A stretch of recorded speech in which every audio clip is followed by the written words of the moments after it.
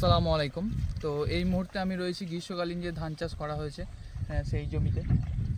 তো এই বছর মাঠে আমি প্রায় একটা জিনিস লক্ষ্য করলাম যে কিছু কিছু জমিতে মানে সমস্ত রকম সঠিক পরিচর্যা করার পরও ধান ঠিকঠাক উঠছে না। এর কারণটা কি বুঝতে পারছি না। আবহাওয়ার সমস্যা না মাটির দোষ, মানে সমস্ত রকম সার জোর সঠিক স্প্রে পানি সমস্ত কিছু সঠিকভাবে করার পরও ধান ঠিকঠাকভাবে গ্রোথ হচ্ছে না। এটা কিন্তু কিছু কিছু জমিতে, সব জমিতে নয়। তো এর উপায় আমরা কি বের করবো এই মুহূর্তে?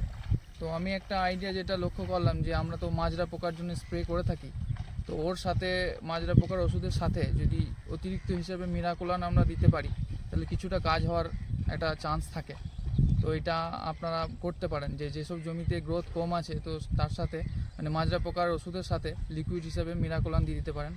এছাড়া 25 এবং 30 দিনের মাথায় 25 থেকে 30 দিনের মাথায় যে আমরা তৃতীয় চাপানটা দিয়ে থাকি তো ওর পরিমাণটা একটু বাড়িয়ে দিতে হবে।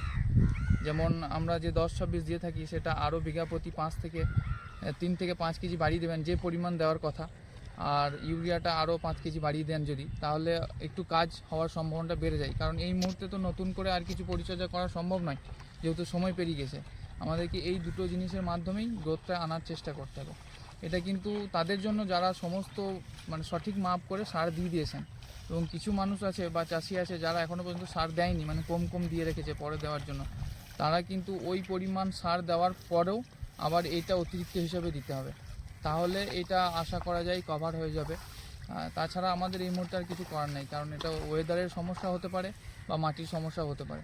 আসসালামু আলাইকুম।